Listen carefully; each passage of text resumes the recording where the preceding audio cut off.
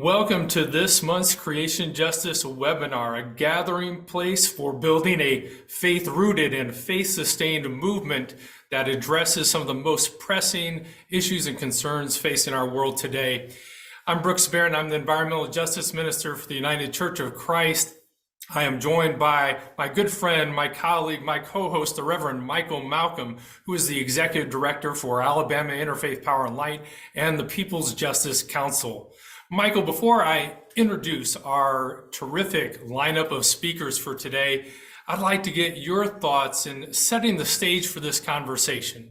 Recently, there has been a lot of hubbub in the media and social media about gas stoves and electric stoves. Today, we're not just going to simply give a reactive response to this cultural situation. We're looking at this as an opportunity to move forward conversations about environmental justice, to move forward decarbonization, to move forward a host of good things that are good for the common good. And so tell us your thoughts as we set the stage for this today. Brooks, thank you for that introduction, and I thank you all for being here, especially to our expert panelists. In the United Church of Christ, we have an initiative of three great loves. There's the love of neighbor, the love of children, and the love of creation. Beloved, today, we are here to discuss a topic that threatens all three of these loves. Methane. Methane is an emission that we can ill afford to not pay attention to. It is an enemy to both creation and cosmos. Question: where are all the watchers on the wall today? Where are those that will fight for the love of neighbor, the love of children, the love of creation? On today's webinar, we are joined by experts who can tell you more about one of the vehicles that is used to transport this enemy in our homes and allows for us or even forces us to participate in our own demise. I look forward to hearing from the panelists today, and I look forward to being with you all. Thank you. Thank you, Michael, for orienting us to how we are grounded and motivated by that love that sustains us and directs us. Let me now introduce our speakers in the order in which they'll be speaking today. Up first, we will have Annie Caraforo, who is the Climate Justice Campaign Manager at We Act for Environmental Justice, an organization that originated in West Harlem and now is a leading force in the environmental justice movement with offices in both New York City and Washington, D.C. Annie has managed We Act's Out of Gas In With Justice pilot program, which studied the benefits and feasibility of electrification in public housing. Annie is currently working on her master's in urban planning. We'll then hear from Dr. Michael Johnson, who is the technical director of Berkeley Air Monitoring Group. He primarily manages field-based assessments of household energy projects, including studies on stove performance and usage, indoor air quality, personal exposure, and health impacts. He's the author of a number of peer-reviewed publications and is a co-author of the World Health Organization's Indoor Air Quality Guidelines for Household Fuel Combustion, and is heavily involved in the development of international standards for cook stoves.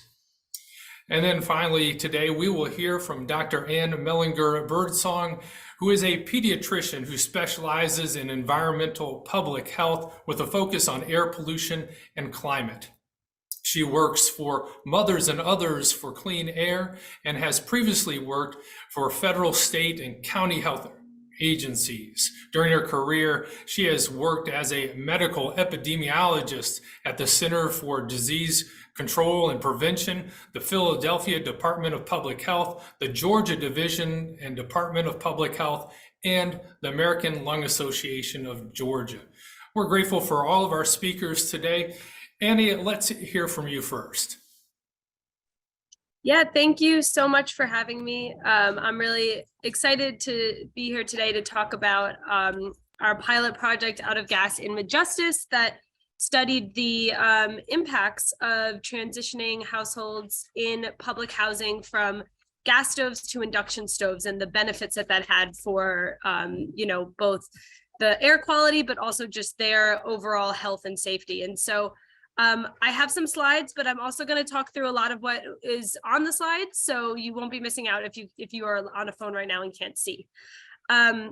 So the Reverend did a great overview of We Act for Environmental Justice, and Out of Gas was our first air monitoring research project that was looking at the feasibility of electrification in public housing.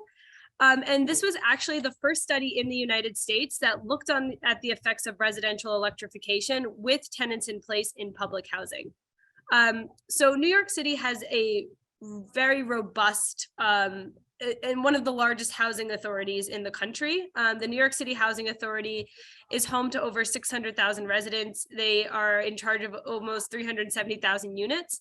But as similar to most public housing across the country, they have faced, disinvestment for decades.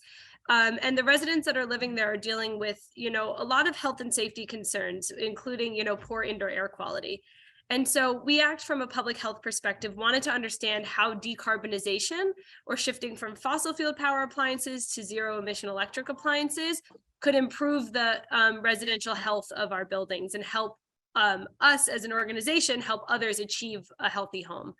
And so our pilot took place at 1471 Watson Avenue, which is a housing authority building in the borough of the Bronx. I'm excited to share the results with all of you. I think before I jump into this, it's important for me to define what is a healthy home. So We Act for Environmental Justice. We believe that everybody, regardless of race or income, is entitled to a healthy home, which is a place that is free of health and safety threats and supports mental, social, economic, and environmental well-being. And that we are finding, the more research that we do, the more work that we do in the space, that we can only achieve healthy homes for all if we are willing to decarbonize our buildings and remove fossil fuels from being the main fuel source.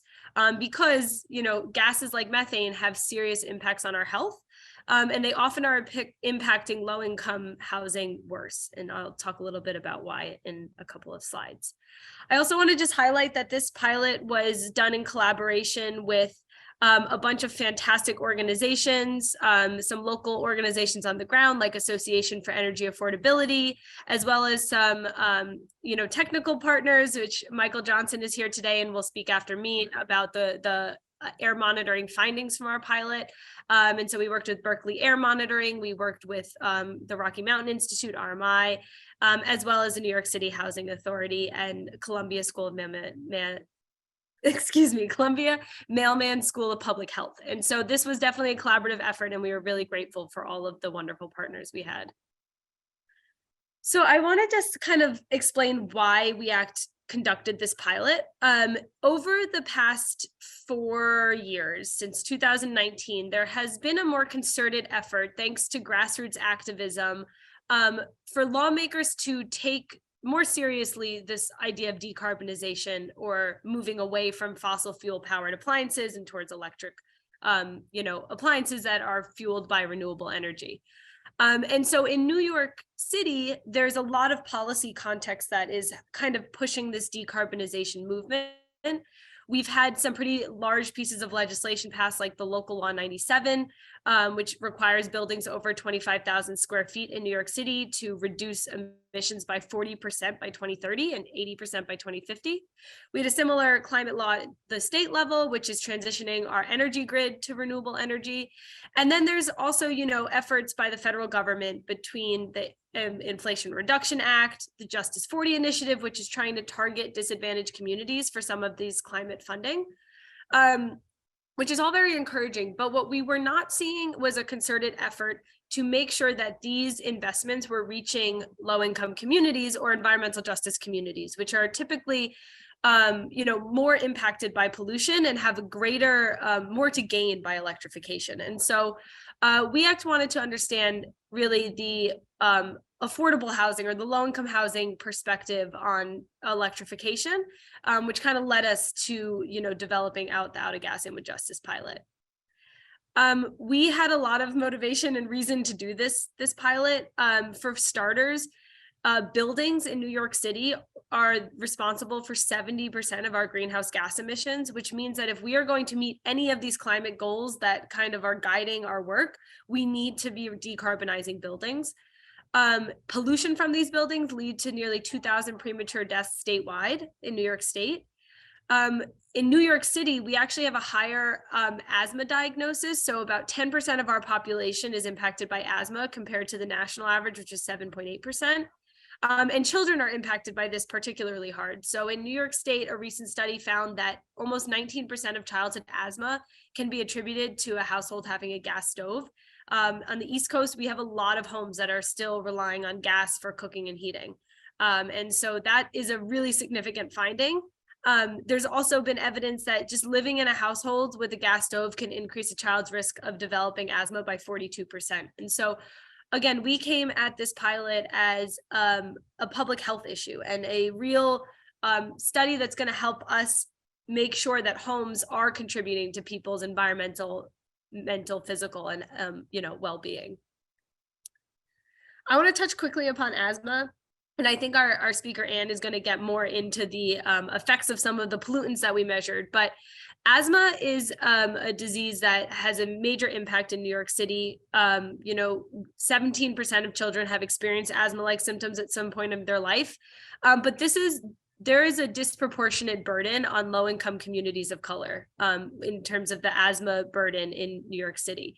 One of the most startling facts that I think really stuck with us through a lot of this work and is a real clear sign of environmental racism is that 80% of hospital visits for asthma in children and young adults identify as Black or Latinx in New York City. So there is a very uneven distribution of who is being impacted by this disease and also who's receiving the benefits of all of these electrification and decarbonization dollars that are coming down from the government. What's it called? Like, not to be the bearer of bad news, but it's not reaching the communities that have the highest asthma burden. And so WeAct wanted to understand, what are the benefits of switching to induction, which they're switching away from gas stoves and towards induction electric stoves, which there are many, but also like, what are the challenges? Why is this funding not reaching the communities that need it the most? And what can we advocate for to make that happen? So this map here, if you're looking at the screen, is actually just shows asthma hospitalization rates across New York City, across our 5 boroughs. And the yellow dot is where we conducted our pilot, which is in an area that has some of the highest asthma hospitalizations in the city. I'm going to go over this really quickly because, like I said, I think Anne is going to be speaking about this more. But in our study, we specifically looked at nitrogen dioxide and carbon monoxide because of their health impacts. And nitrogen dioxide in particular, which Michael is going to go over the results of our study, but we wanted to look at nitrogen dioxide because that is a air pollutant that gas stoves produce and that harms the human respiratory tract. And it can increase the likelihood of developing asthma, and it can also increase the severity of asthmatic symptoms. And so we wanted to understand how is switching off of gas stoves helping reduce exposure to nitrogen dioxide.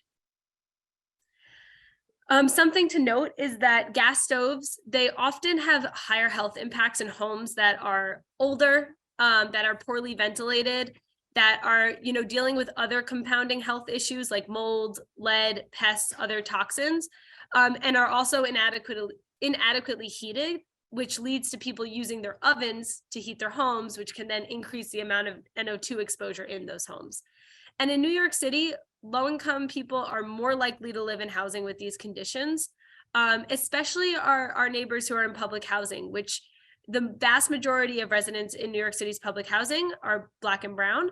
And they're often living in buildings that have health and safety concerns, that are poorly ventilated, don't have range hoods, don't have adequate ventilation to the outside, and also have, issues with heating. And so we found in our participants, many of them over the winter time rely on their gas stove or their gas oven to heat their apartments, which is, really damaging for your health. And so, it is, again, important to understand the discrepancies in who is forced to deal with, poor indoor air quality and why.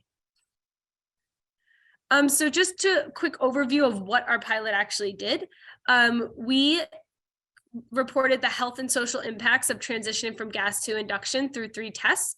We did long-term kitchen air monitoring. So we set up what's called a home health box in people's homes for 3 weeks across a 10-month period to just measure day-to-day daily air quality in people's kitchens as they were cooking, as if the box wasn't there, just what their day-to-day kind of exposure looked like.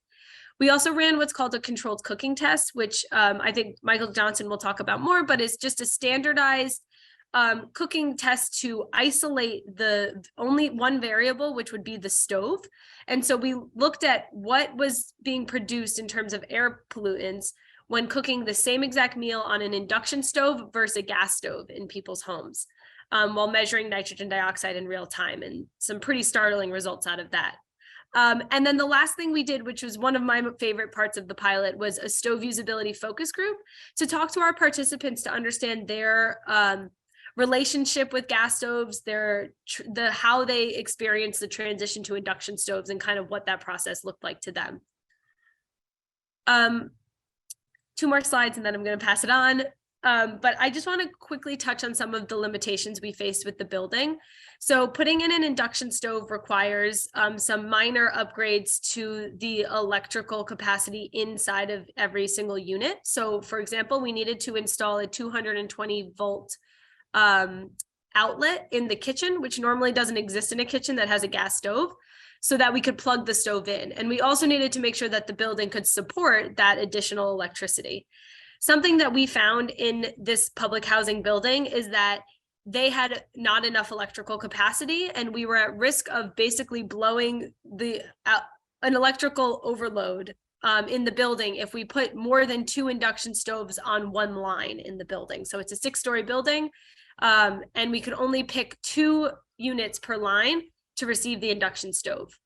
It's worth noting that the New York City Housing Authority has slated this building that we did the pilot in to be its first totally electric retrofit, meaning they're planning to electrify the whole building. And it's going to be very expensive to upgrade the electrical work in the building. That is going to be a substantial cost, and something that, you know, we need to make sure that our government is supporting low-income buildings and public housing to do that work. I'm actually going to skip the second bullet because Michael's going to talk more about that. But I did also want to highlight that 1471 Watson Avenue, where we conducted this pilot, has other considerable challenges outside of electrification that the participants are really, and the people who live in the building, you know, I think place at a higher priority than induction stoves. And that is, you know, issues with plumbing, issues with leaks and mold. Again, this is a very old building. Public housing in the United States has been consistently disinvested in for decades. And so there is a lot of deferred maintenance that this building is forced to deal with without much of a budget. And so before you can even do any of the electrification work we're talking about, you need to get that building to the electrification starting line. And that's going to be very costly. And, you know, again, this needs to be something that our government is prioritizing. So before I pass it on to Michael to talk about the results of our air monitoring work, I did just want to highlight some of the results from our stove usability focus group. You know, we had 20 participants in our pilot. None of them had ever heard of an induction stove before the pilot. Our participants range in ethnicities, race, backgrounds, they range in age.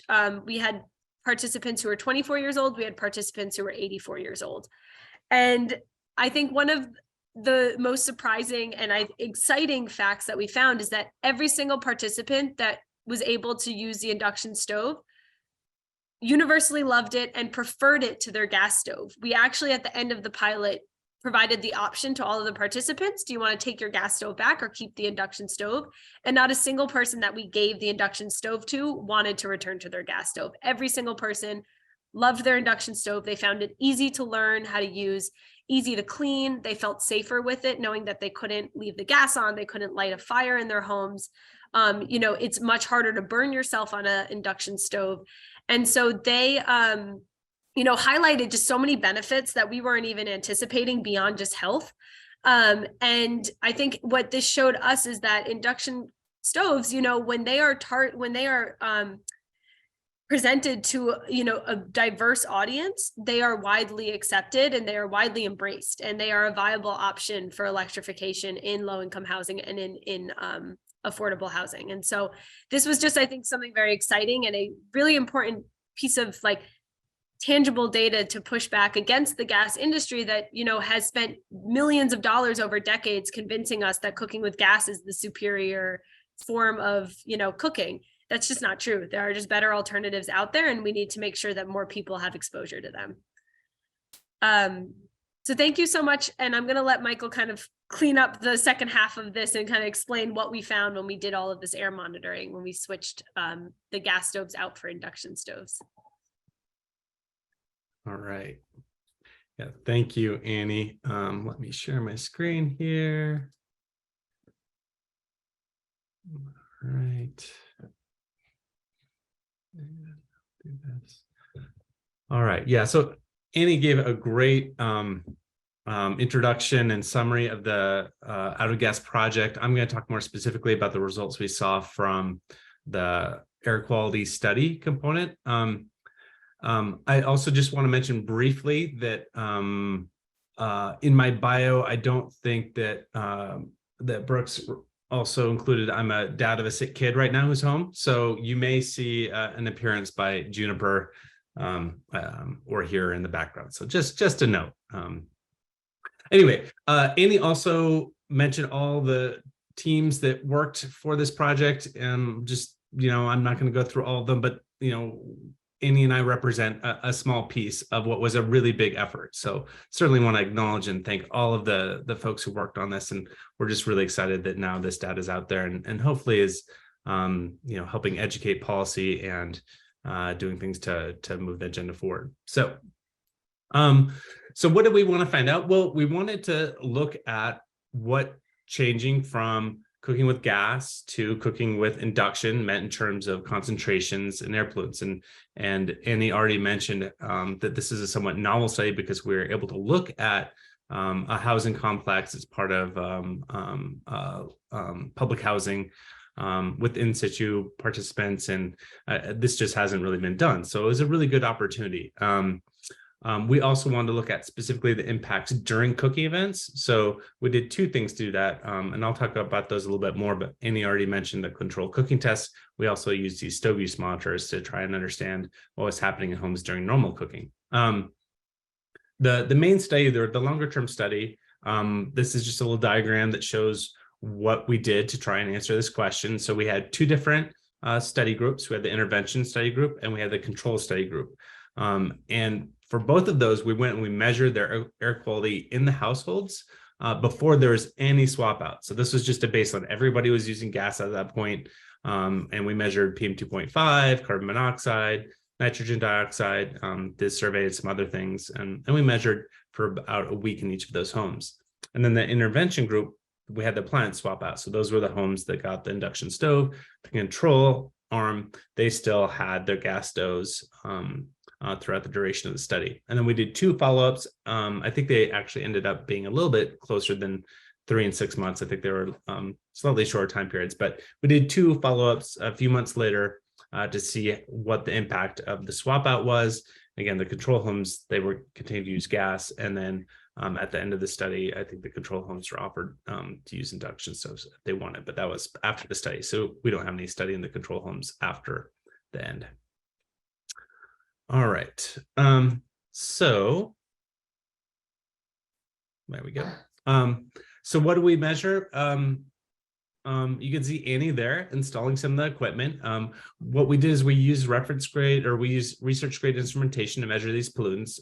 We were primarily focused on nitrogen dioxide, and Annie already talked about the importance of NO2 because of its associations with asthma. But we also measured carbon monoxide, another gas that is not good for health and is emitted from gas stoves, and particulate matter. So PM2.5 is a really important pollutant for health. But we actually didn't expect to see any changes in particulate matter because gas stoves actually don't emit a lot of PM2.5. So we measured it, but I'm not going to talk about it today because, again, we didn't expect to see any differences, and we didn't see any differences. So it's not particularly interesting for this study in terms of the impact of the swap out.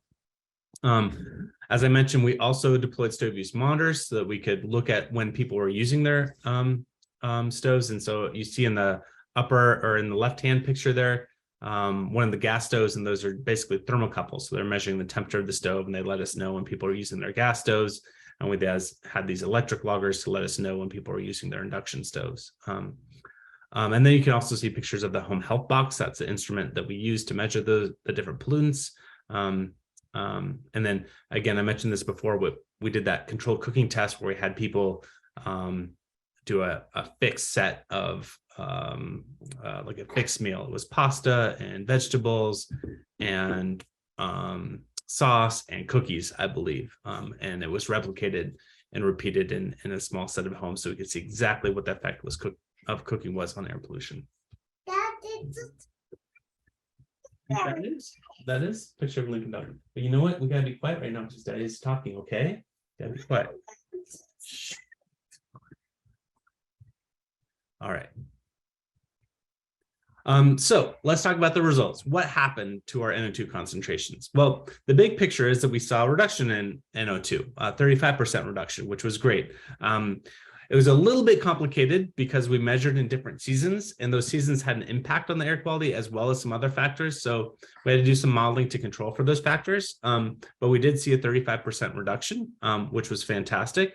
And then we also tried to look at, well, what was an impact on these kind of higher peak concentrations that we know are especially harmful to health and incidence of asthma. So the graph that you see right there shows what the concentrations were for each of the homes at different levels. So the green, that's kind of low concentrations, it's below the WHO guideline. The yellow is greater than the WHO guideline, but it's lower than what the EPA has for its first air quality index level. So you're getting into moderately high levels. And what you can see at those top two, the gas group and the induction group, that's everybody in the study, you see quite a bit of red.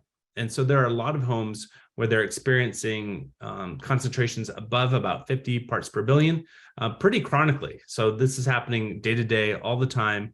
And that's pretty problematic. You're already in an air quality index area that's deemed not great by the EPA. And so that's a problem. And then after the swap out, what you see on the bottom is on the left-hand side, you still see some red. And so I mentioned this before, we had some effects from seasonality. So everybody was a little bit lower in the follow-up measurements, but you still see quite a bit of red in that gas group and almost no red in the induction group. So those events with high NO2 concentrations, those peak events, they were basically eliminated in the induction group. So that was a really good sign. For the CO concentrations, we did see a reduction there. So before the swap out, or for the gas using homes, we had concentrations of 1.4 parts per million carbon monoxide. And then after, or in the induction households, it was 0.8. So again, that was a good reduction. But we weren't quite as interested just because these levels of carbon monoxide are not that high generally. So these are well below the WHO guideline, which is about 3.5 parts per million. But still, it's nice to see that the swap out is having an impact on carbon monoxide concentrations as well. All right, so then the other thing that I mentioned, we looked at what was happening during cooking. So first, we look at normal daily cooking. This is where we had those stove use sensors, and so we could tell when people had their stoves on or had their stoves off. And in the gas households, when people had their stoves on average, their NO2 concentrations were increased by about 50%. So their NO2 was much higher when their stoves were on versus off. Whereas in the homes with induction stoves, there's virtually no change when their stoves were on versus when their stoves were off. So this helped us just identify the fact that it really is the stoves that are causing these increases in NO2 concentrations. So again, that was a really exciting result for us as well. And then this final graph is a result from the controlled cooking test. And this was really interesting because we wanted to really hone in on the specific impact of cooking. So we could control everything. We could know what the background concentrations were. We knew exactly when the stove was turned on, turned off. Everybody did the same meal. So everything was controlled for with this type of test. And what we found out was that we saw very high concentrations of NO2 during these controlled cooking tests, often above 200 parts per billion.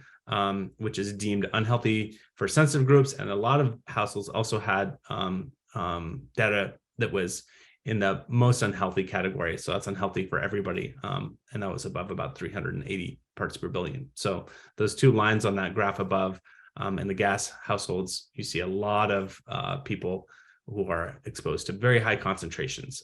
Whereas in the induction stove group, when people use induction stoves, there's basically, again, no difference between when they're cooking versus not cooking. And then we just have a graph showing what those concentrations looked like in real time for a couple different controlled cooking test events. And you can see over time, that first graph shows NO2 spiking up and staying very high almost immediately when cooking with gas, and then an induction event where you see basically no change in NO2. So those were, again, really encouraging results in terms of using induction stove, but it's also worrying for using gas stove, because if you are using gas stove and you're cooking every day, you're being chronically exposed to very high concentrations of NO2. All right, so just a little summary about what this all means. So like I said, cooking with gas often results in really high concentrations of air pollutants in the home, especially NO2. Carbon monoxide can be high, and there are others as well. I think Ann's going to talk about some of the other pollutants that you see as well. So just a quick note, which is that these studies helped us understand a little bit more about the impact of these swap outs, but we still need some more research about the health risks. It seems like we know a lot, but some of the most important stuff that we need to do is really link swap outs with stove with health outcomes. So doing randomized control trials to say, okay, you do this swap out and you see this benefit in terms of asthma or chronic obstructive pulmonary disorder or these other things. That's something that epidemiologists really like to see and policy makers like to see, because it's the best way to show evidence that a swap out like this can have an impact on health. Annie mentioned this already, but we had these new tools and these new policies that are somewhat helpful when you have a gas ban or you have a rebate system, but they certainly aren't enough to make this an equitable energy transition, right? Doesn't matter what your rebate system is if a landlord doesn't let you swap out, or if you're part of a public housing where you're at the whim of what the public housing authority can do, right? So there are still lots of things in terms of policy and action that needs to be done in order to make this an equitable transition. So again, it's not just the people who have access and means right now to go through this transition, even if there is some support in terms of rebates or other policies. It's not an equitable structure that's set up right now. And then the last thing I just want to mention, all of the energy and the focus on this energy transition in the US is really important and absolutely critical. But most of the work that we actually do at Berkeley is international, and there's still this giant global equity challenge, because most people in the world still cook with wood and charcoal and dung, and that's a major global health issue that also needs to be addressed. I think what gets lost is that sometimes we think of gas as a really bad fuel, but there's many people in the world that would be much better off if they actually were cooking with gas as opposed to some of these fuels. Just want to highlight that as well. So I think that's it. I'll just say thanks and hand it over to Ann, and looking forward to the discussion later on. So all my contact information is here at the bottom, and I'm just going to talk about normal healthy air first, which is 21% oxygen. That's what we breathe. That's all these little dots, and these are proportional. But air is also 78% nitrogen. And these are all just gases that are dissolved in the air. There's some water vapor from rain, evaporation, people and animals breathing, and there's some carbon dioxide from people and animals breathing and natural processes, and there's more carbon dioxide when we burn things.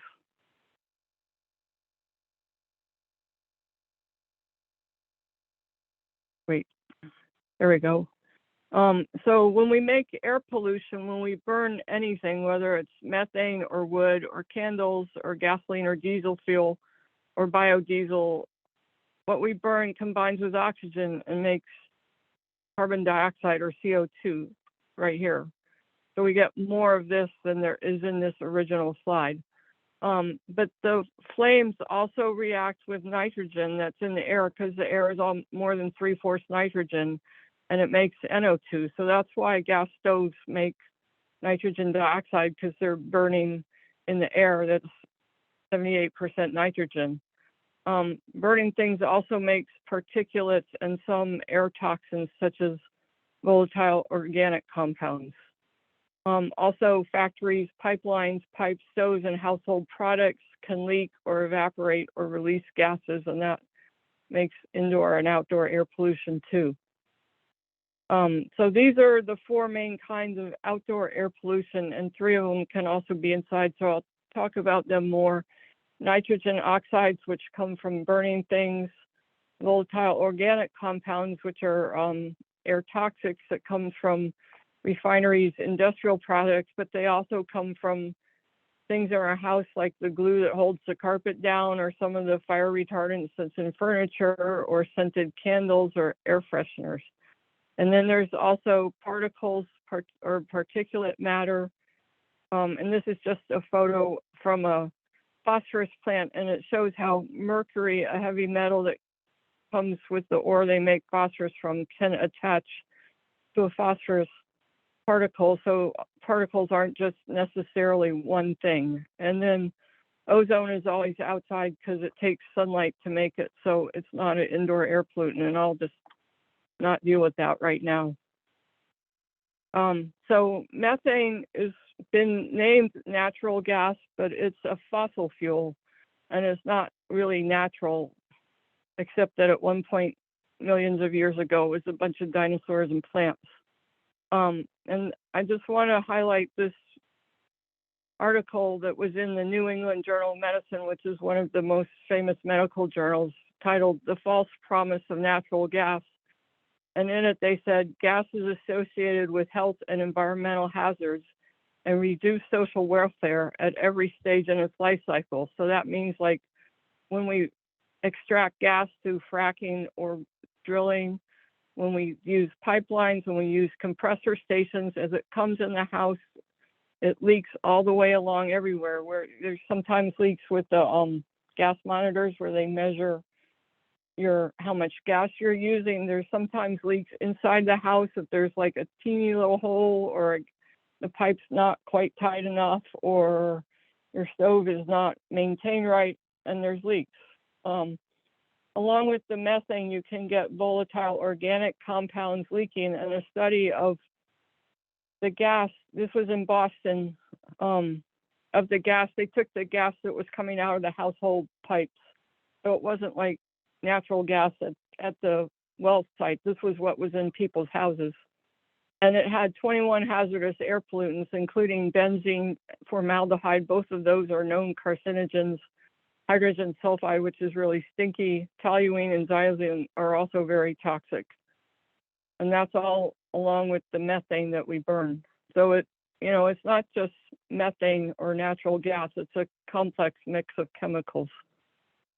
And I just want to point out that, even if you don't live near a fracking well, if you're using gas, the children who live near the fracking well have double the rate of leukemia as children who live farther away. This was a study in Pennsylvania from last fall. So, me in Georgia, when I use gas, and we have a gas furnace, and that can contribute to children from wherever our gas comes from getting leukemia. And then other studies in Colorado and California found that higher rates of lung and neurological diseases and more cancer in adults, and more developmental problems in children who lived nearer the wells. And also, as far as climate change goes, methane is 80 times more potent than carbon dioxide in its first 20 years of life as a greenhouse gas. So it's very strong, and it's also toxic to us. So what does nitrogen dioxide do to children's health? From even prenatal exposure leads to more miscarriages and stillbirths, some lower birth weight, and some preterm birth. But it's really bad for kids' lungs. It causes asthma. It causes more asthma attacks in children who have asthma. as Annie talked about in New York City. It also damages children's lung growth. So instead of being nice and big and healthy like this, they're just smaller, not as well developed. There's not as many breathing air sacs, and kids don't do as well. It's also, studies show it causes mental stress, mental health problems. There's more use when kids are 10 years old and are exposed to nitrogen dioxide at age 18, they have more use of mental health services. So the effects persist for years and years after the exposure. And then for adults, it's really dangerous too. It causes heart disease, heart attacks, and heart failure. And also, it's also really bad for our lungs, asthma attacks, emphysema, COPD. It increases risk for pneumonia and viral infections. So if you're constantly breathing nitrogen dioxide, you're more likely to get flu or COVID or another infection because your lungs are already damaged from the nitrogen dioxide. It's also linked to strokes, dementia, and more use of mental health care in adults. So it's, you know, it's really bad for the lungs, but it's not great for our whole body. But the good news is when we clean up, health improves. And that's what I like with the We Act report. They quoted one of the persons saying, you know, my cough is gone. I used to cough all the time, and now I have an induction stove and I'm not coughing. People have less phlegm, less cough, less shortness of breath.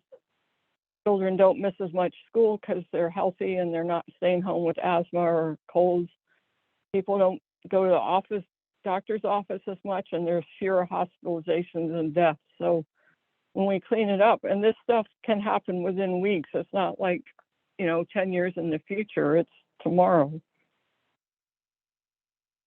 And then the kind of stoves, with gas stoves, this is like the diagram that was in Annie's thing. This is not an exhaust vent. It just shoots it right back out, this filter back into the apartment, and it doesn't go to the outside. So anything this stove is cooking is building up in the air. And the stoves also have low-level leaks. Up to 1% of the methane that is sent to a stove leaks and isn't burned, and all the other chemicals that come with it. And then if a stove is older, if some parts of the burners are clogged a little bit, it doesn't burn bright blue all around, but a few spots of yellow here and there, or if there's not enough maintenance and there's more leaks from the pipes or hookups or connections, and then no exhaust fan to the outside. So if these people were cooking and they just cracked their window a bit, they would get fresh air in it, and there'd be less nitrogen dioxide than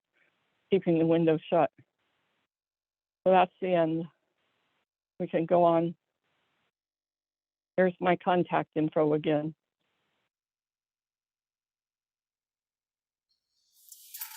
And thank you so much for that presentation. Michael, do you have a question for us to get us started for our question and answer and conversation period? I think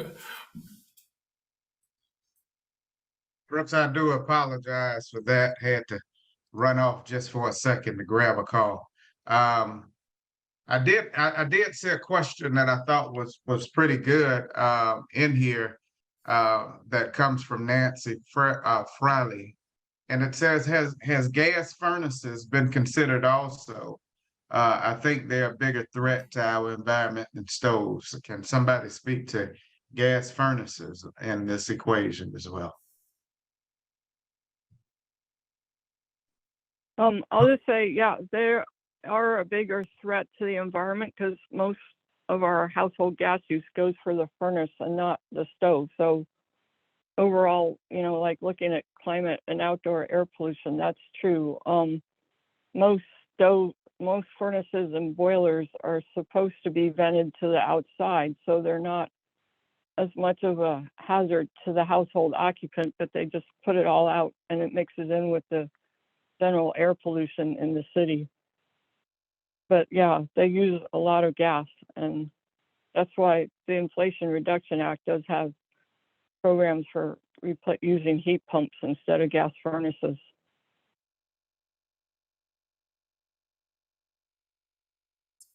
Yeah, Thanks I for that. Yeah, go ahead.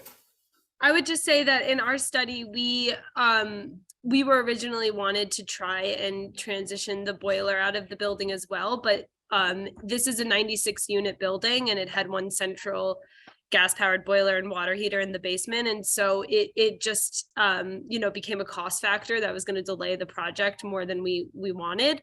But we did see in some apartments that had induction stoves that like there was some interference in terms of just like NO2 in the apartments that we couldn't really account for. And researchers, like Michael at Berkeley Air anticipated that it likely was coming, it was happening to households that were particularly in the back of the building where the boiler vented out.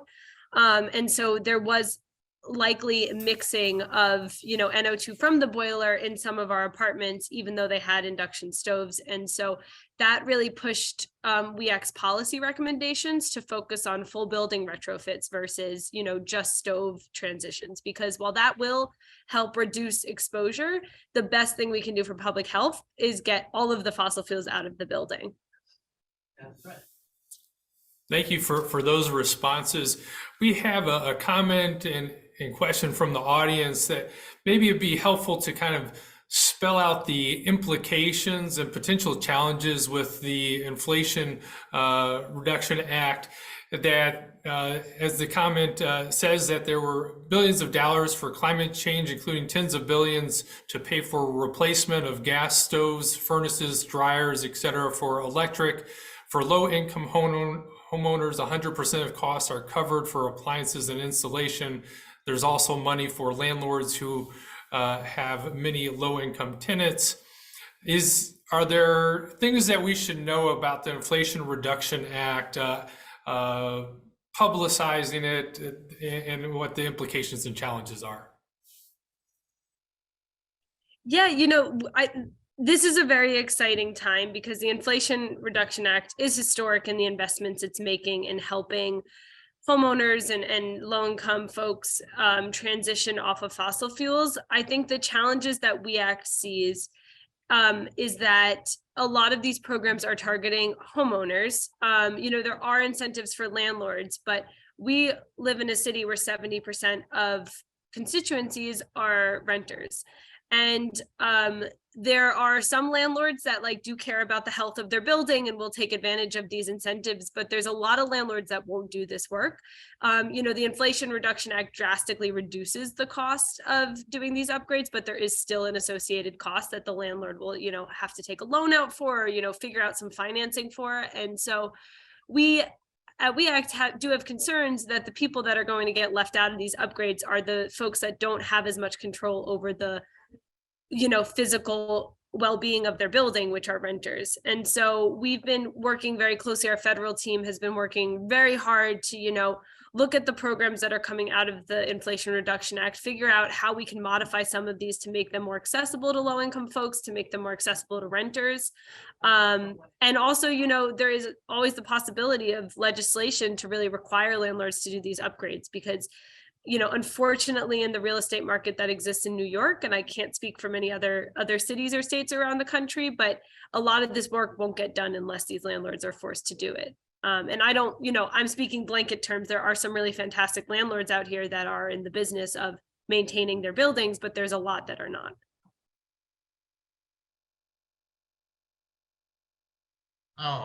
So here's a question, more of a practical question. We've talked a lot about induction stoves. Can you give us an understanding of how these induction stoves work? And as one of our participants asked, not only how do they work, but how do they work versus the radiant heat cooktops?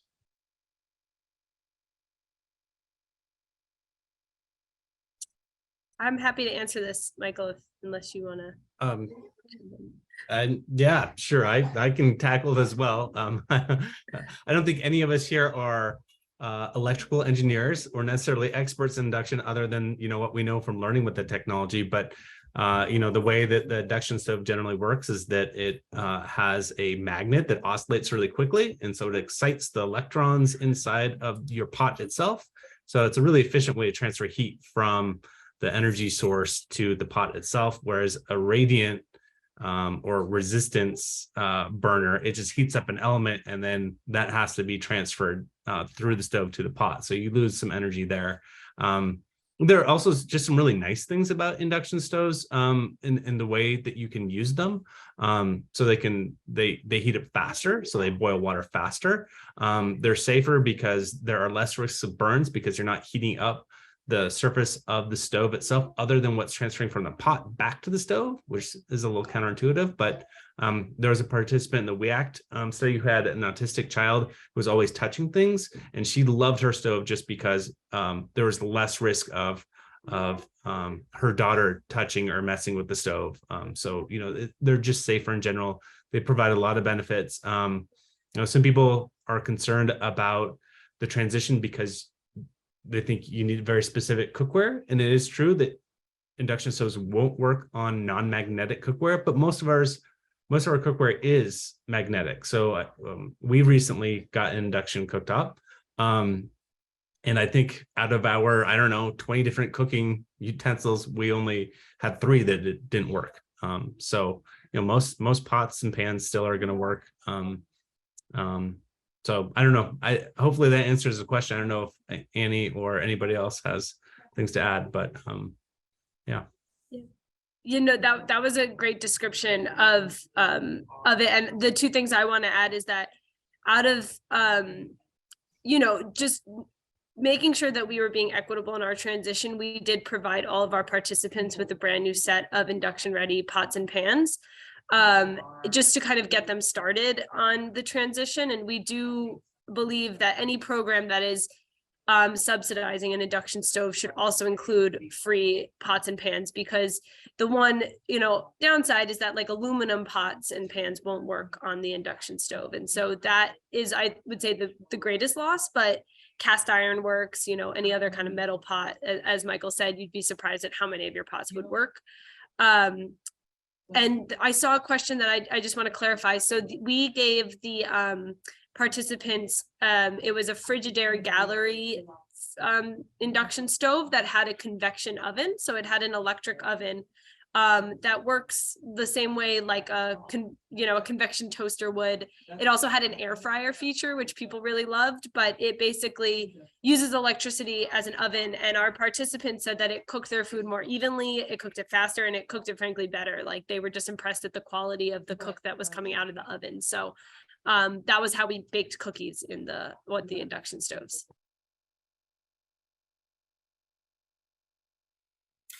Yeah, I've got a question for you about just to get your thoughts potentially on ways to kind of scale up the transition to these kind of stoves. On the one hand, are things that we should be considering in terms of the Biden administration's Justice 40 initiative? Is that like an avenue for kind of scaling up an approach to this? And then on the private side, we've kind of heard it's kind of made its way into the mainstream media. People like Donnell Baird and Block Power, and this kind of, you know, making a business of electrifying entire buildings and in fact entire cities. As is the case, I believe, in Rochester, where he's doing work. And so I'm curious just to know what your thoughts are on how to kind of really scale these things up, and what are some avenues for that. Yeah, it's a great question, and it's a tricky one. I don't know if I have like the silver bullet for how to do this work. I think you laid out a lot of like the pathways that we're looking at. I think the Inflation Reduction Act is a game changer in the sense that, you know, if you own your home, there's a lot of money that you can get to do this work yourself in your own home. And so I actually dropped a link in the chat that is a tool that some partners of ours at Rewiring America created, where you put in your housing type, your income, and your zip code, and it can show you the programs that will be accessible to you through the IRA, what they do, and when they're available. And so I think that, you know, that's kind of like on the consumer choice front. I think where WEACT is really trying to fill in the gaps is in this like renting market, where and this low income renting market where people have less of a say in their building conditions. And so we've been working on legislation. For example, in New York City, we were part of a coalition that helped pass a law in 2021 that will end the use of gas in new construction. So new buildings starting in 2024 that are under 7 stories in New York City will be fossil fuel free. And 2027 for buildings over 7 stories. And we're trying to take that fight statewide. And there's a number of other states and municipalities that have passed laws like this, because it doesn't make sense at this point to be building new buildings with fossil fuels in them.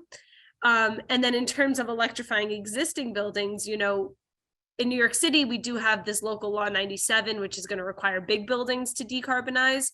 And we're trying to figure out, you know, pathways to help smaller buildings do the same work. And part of that is just information sharing, talking, you know, door knocking, talking to landlords, helping them understand, you know, the benefits of these investments. And then, you know, hopefully like phasing out the ability to, you know, purchase, you know, appliances that produce emissions that are going to be harmful for your health. You know, there's kind of like lots of different ways that we can slowly start corralling more and more people to take advantage of the benefits that are available to them, and really just educating people on the fact that the gas industry has been very successful in their propaganda campaign over the past many years to make us think that natural gas is safe, that cooking with gas is better. And like dismantling that is really like a community effort of like just talking to neighbors and partners and helping people understand that like there are better alternatives out there. Thank you so much for those responses. We are at the top of our hour. I'm going to invite people to continue to stay on for additional conversation led by Thaddeus Elliott from our Washington, D.C. office, who will be kind of talking about what's going on legislatively in Congress and what we have to look forward in terms of struggles for this coming year legislatively. So stick around past the top of the hour for that. But for now, I want to really thank our panelists. I've learned a tremendous amount. And I think, you know, speaking from my perspective in the United Church of Christ, we're looking at electrification. We've got a big, you know, meeting coming up this summer where we'll be looking at a resolution on electrification. And this conversation has just been, I think, invaluable for informing how we talk about electrification, how we bring an environmental justice lens to it, how we bring this to a public health level of conversation. And so thank you so much. This has been very impactful, I think, and we just can't say enough about the great work that you are doing, and we wish for you to continue doing.